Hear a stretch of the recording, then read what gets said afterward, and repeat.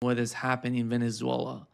The first time you ¿Qué ha see pasado en Venezuela? American Por primera vez, vemos a la administración estadounidense, la administración Trump, sin emitir ningún tipo de retórica sobre los derechos humanos, la libertad de expresión, ni nada de eso. Dicen, estamos cuidando del petróleo de Venezuela, vamos a ir allí, y secuestraron al presidente de Venezuela. Ahora mismo está en Estados Unidos enfrentándose a muchas acusaciones por parte de la administración Trump. Pero cuando observas lo que está ocurriendo, ¿cuál es tu interpretación de lo que ha pasado y de cuál es la reacción? ¿Qué respuesta ha habido de otros países? Ayer vimos a Rusia y China condenar lo sucedido, teniendo en cuenta el caso de Venezuela. Pero mirando toda la situación y la forma en que la administración Trump habla de Venezuela, ¿cuál es tu opinión? Es muy difícil decirlo. Estoy en contacto con mis amigos venezolanos, como sabes, y estoy seguro de que tú tienes tus propios contactos. Todos ellos tienen contacts. They all have their own views. There's not a single sus propias opiniones. No hay, digamos, una sola opinión en la que todos estén de acuerdo. Personalmente, creo que Trump, al haber creado esta armada, se ha puesto en una posición en la que no tiene otra opción que escalar, y de hecho lo hizo.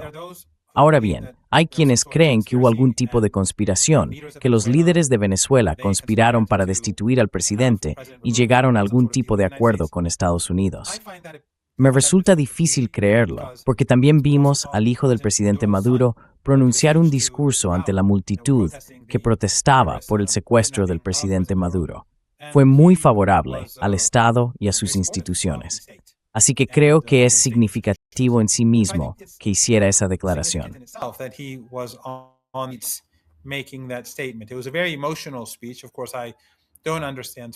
Fue un discurso muy emotivo. Por supuesto, no entiendo español, pero leí la traducción, y fue un discurso muy emotivo. Se notaba por su tono que estaba muy conmovido. Pero si hubiera sentido que existía una conspiración contra su familia, sus padres, bueno, su padre y su madrastra, entonces creo que su reacción habría sido muy diferente.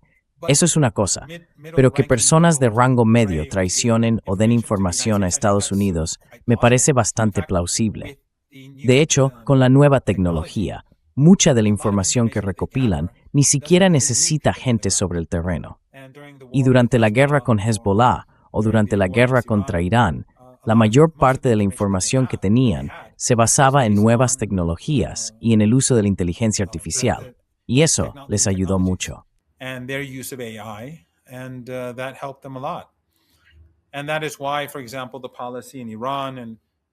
Y por eso, por ejemplo, la política en Irán y Hezbollah ha cambiado en lo que respecta a cómo las personas y las familias utilizan la tecnología. Así que personalmente, no creo que haya habido una conspiración en la que el liderazgo de Venezuela traicionara a Maduro. Simplemente no lo veo. No digo que sea imposible, pero no lo veo así. Los estadounidenses, por supuesto, seguirán presionando a los estados para obtener más concesiones y tendremos que ver qué ocurre. ¿Habrá algún tipo de compromiso o Trump actuará de manera que las negociaciones no den ningún fruto, lo que llevaría a una mayor escalada o se mantendrá el statu quo? Eso está por verse.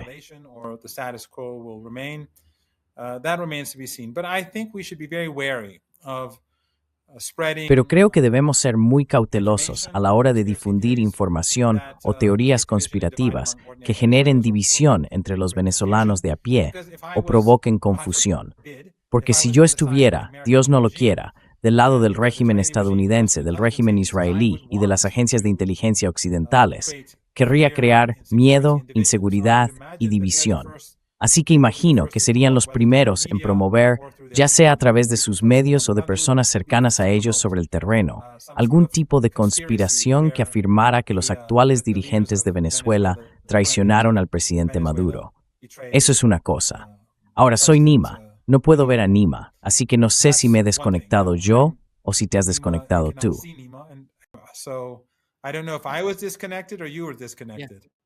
I see you, Professor Marandi. Te veo, profesor Marandi. Bien, eso es una cosa. ¿A dónde lleva esto, en mi opinión? Creo que a menos que los estadounidenses estén, digamos, dispuestos a ser realistas y a comprometerse, habrá un estancamiento. porque ahora mismo el Estado en Venezuela está unido y la gente está enfadada. Mis amigos en Venezuela, que provienen de distintos ámbitos políticos, dicen que el presidente Maduro hoy es más popular que nunca. Es por lo que le ocurrió, pero también por la forma en que se comportó cuando fue arrestado. Fue muy digno, parecía estar de buen ánimo, y eso le hace una persona más fuerte. Así que la gente en las calles tendrá expectativas de que el gobierno se mantenga firme frente a Estados Unidos.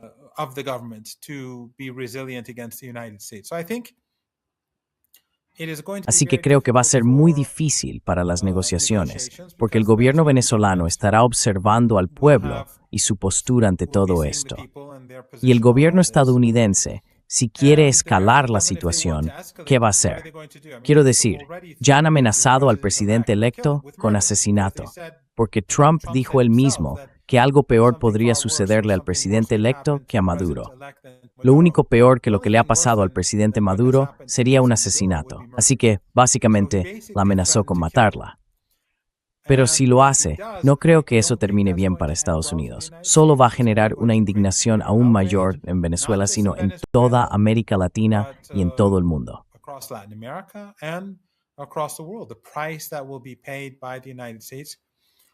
El precio que pagarán los Estados Unidos será muy alto. Así que la escalada es posible, pero resulta costosa para los estadounidenses. ¿Habrá algún tipo de compromiso? Eso, una vez más, está por verse. Pero por el momento, creo que la gente debe tener en cuenta que todo es normal en Venezuela. En otras palabras, las instituciones del Estado están funcionando. El presidente, la vicepresidenta y el presidente en funciones tienen todos la autoridad presidencial hasta que el presidente Maduro regrese. Las Fuerzas Armadas, todo está como hace una semana. No hay vacío ni falta de autoridad. Las instituciones del Estado y la Constitución están funcionando con normalidad.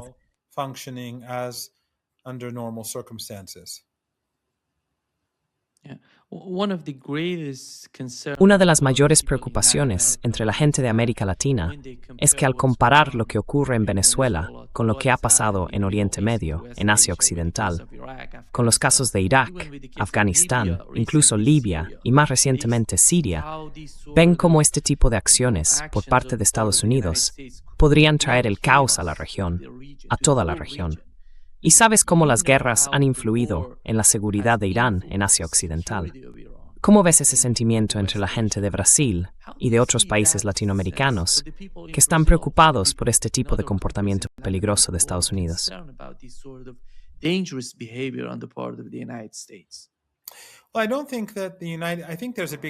Bueno, no creo que los Estados Unidos...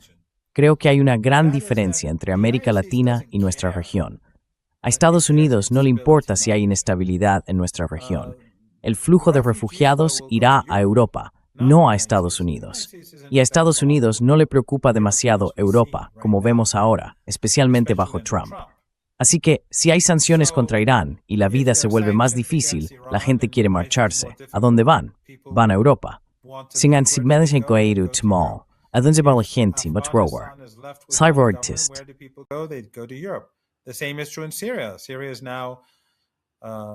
Siria está siendo balcanizada, está en un estado terrible. ¿A dónde va la gente? Van hacia Europa, pero Estados Unidos no sufre las consecuencias. Son para los europeos, no para los estadounidenses. Y eso lo que quiere Israel. El régimen israelí desea una región fragmentada, una región rota, para poder dominarla. Y eso, por supuesto, fue una de las cosas insensatas que hizo Erdogan. Los cataríes, en particular, y otros en la región del Golfo Pérsico, exportaron Rusia en Siria. Pero esos países nieros representan en Siria en la propiedad de ISIS, Al-Qaeda, en un estadounidense.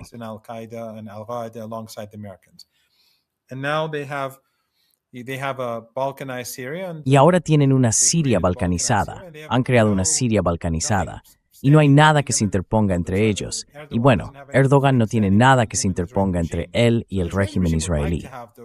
Así que al régimen israelí le gustaría tener toda la región dividida en pedazos. Pero en América Latina, creo, y esto es básicamente mi opinión personal, no digo que sea necesariamente correcta, que me imagino que los estadounidenses temerían la balcanización de América Latina o el debilitamiento de las autoridades centrales en México, Colombia y otros lugares. Porque si eso ocurre, ¿a dónde van los refugiados? ¿A dónde van las personas que han perdido su trabajo?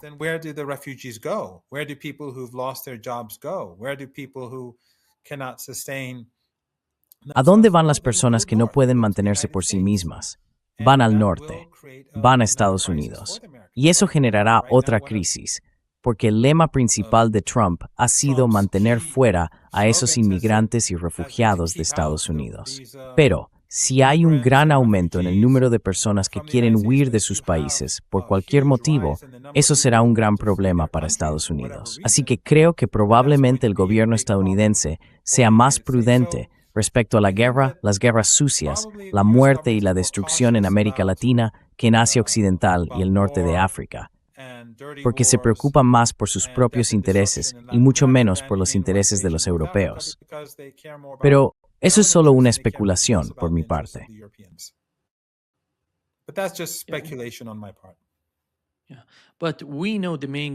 Pero sabemos que el objetivo principal es el cambio de régimen en esos países. Básicamente están hablando de ello en Cuba y en Colombia. Venezuela ya está en ese proceso. ¿Cómo fue la experiencia en Irak y Afganistán después de 20 años?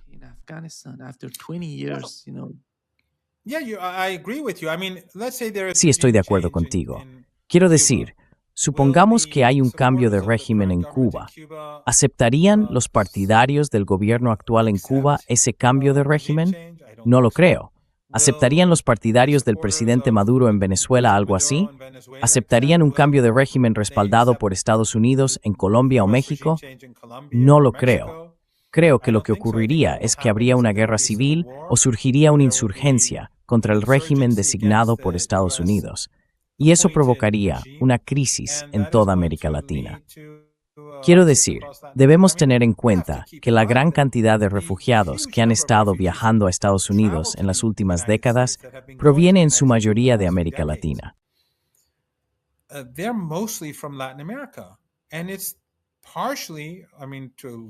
Y en parte, quiero decir, en gran medida, es el resultado de años de apoyo de Estados Unidos a regímenes autoritarios que han sido muy violentos con su propio pueblo y con la izquierda política y en última instancia la izquierda militar.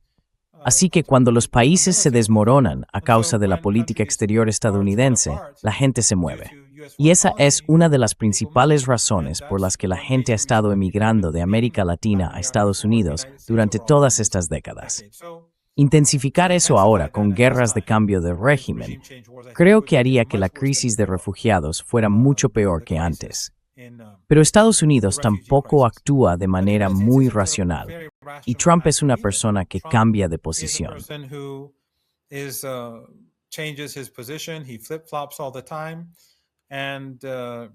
Cambia de opinión constantemente y no es una persona razonable.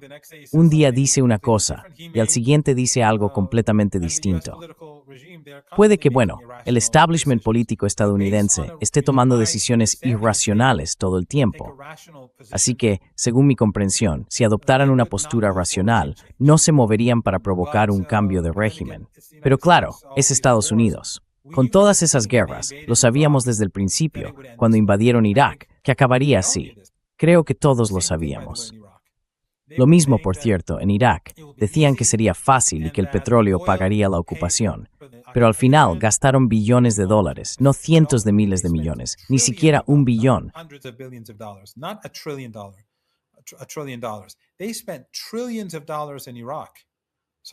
Gastaron billones de dólares en Irak.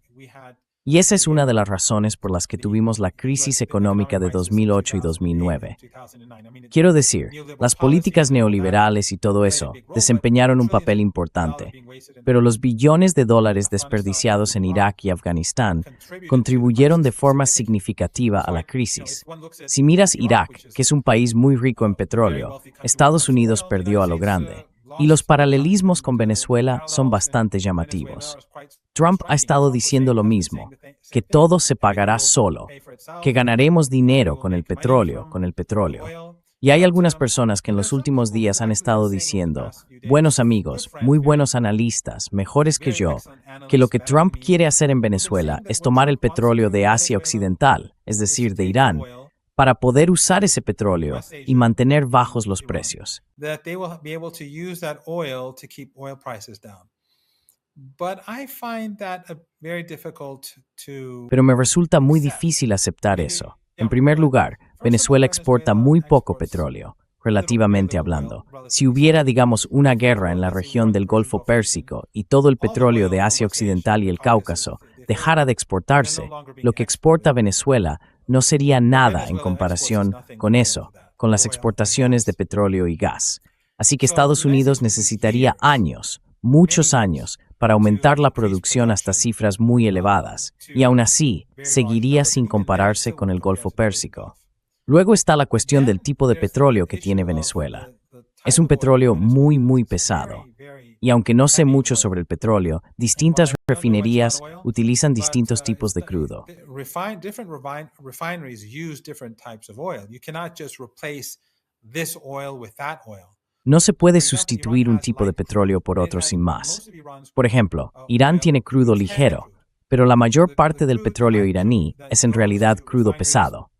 Las refinerías que utilizan crudo ligero, ya sea en Irán o en el extranjero, no pueden procesar crudo pesado. Ese crudo ligero no puede simplemente intercambiarse por crudo pesado. Así que el petróleo venezolano no puede usarse en refinerías que funcionan con petróleo iraní, y tampoco puede emplearse en refinerías que utilizan petróleo saudí o iraquí. Por eso no entiendo muy bien cómo funcionaría ese argumento. No veo que el petróleo venezolano pueda ayudar a resolver una crisis energética procedente de Asia Occidental. Simplemente no lo veo posible.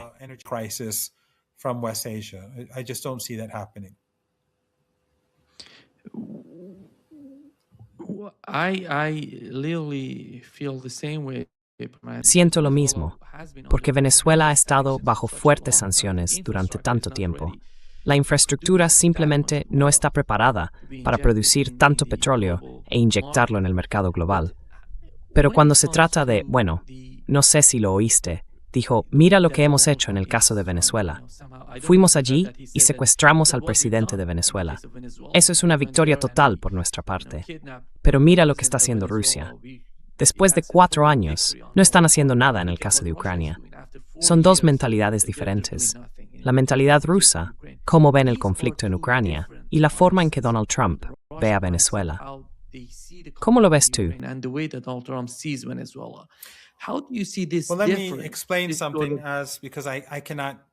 Bueno, déjame explicarte algo, porque no puedo verte, así que creo que tendré que esperar hasta que vuelvas.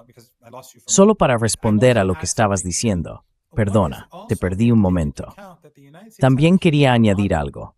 Tenemos que tener en cuenta que Estados Unidos tiene una enorme armada frente a la costa de Venezuela, y como están en proceso de negociación, ¿quién sabe cuánto tardará eso o cuál será el resultado? No pueden retirar esa armada y llevarla a Asia Occidental para ayudar a los israelíes a lanzar otro ataque contra Irán. ¿Por qué? Porque entonces el control sobre Venezuela se desmoronaría. Así que si los estadounidenses retiran la armada y se mueven hacia Irán o hacia Israel, el régimen israelí, no podrán mantener el tipo de presión que están ejerciendo ahora mismo sobre Venezuela.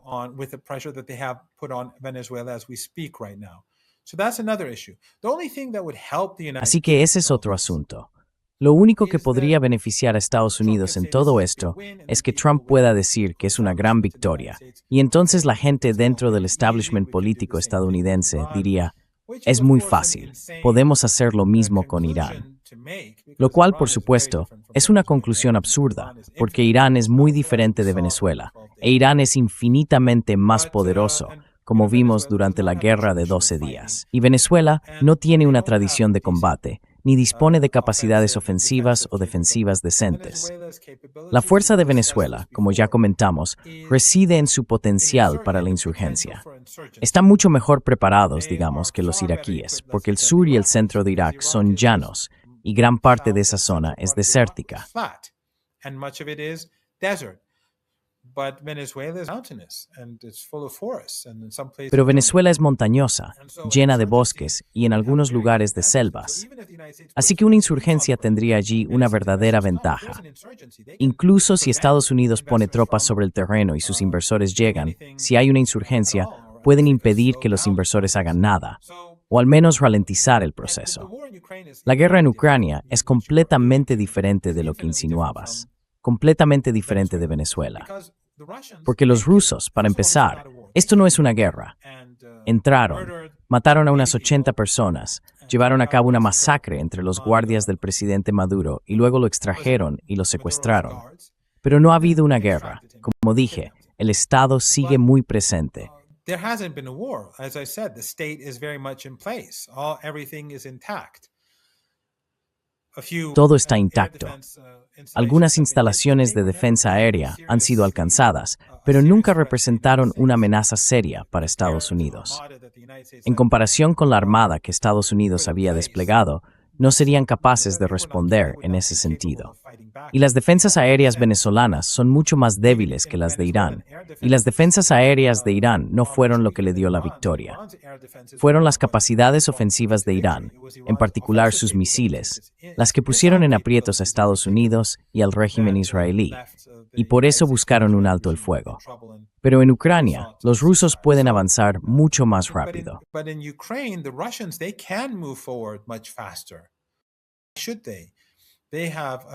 ¿Por qué deberían hacerlo?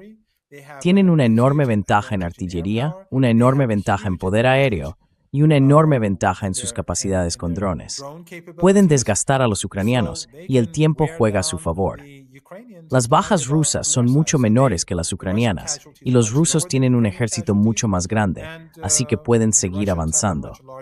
Pueden destruir tropas, debilitar las capacidades defensivas y luego avanzar lentamente. Ese es un tipo de guerra muy diferente.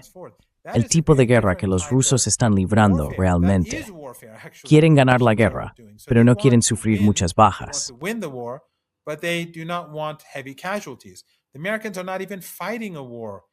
Los estadounidenses ni siquiera están librando una guerra en Venezuela todavía. Cuando los estadounidenses intervengan para tomar el control y tengan tropas sobre el terreno, se podría, de una manera muy general, comparar Venezuela con Ucrania. Pero incluso entonces, sería un tipo de ocupación muy diferente. Recuerda que lo que derrotó a Estados Unidos en Afganistán e Irak no fue el número de bajas. El número de bajas que Estados Unidos sufrió en Vietnam fue mucho mayor que en Irak y Afganistán juntos.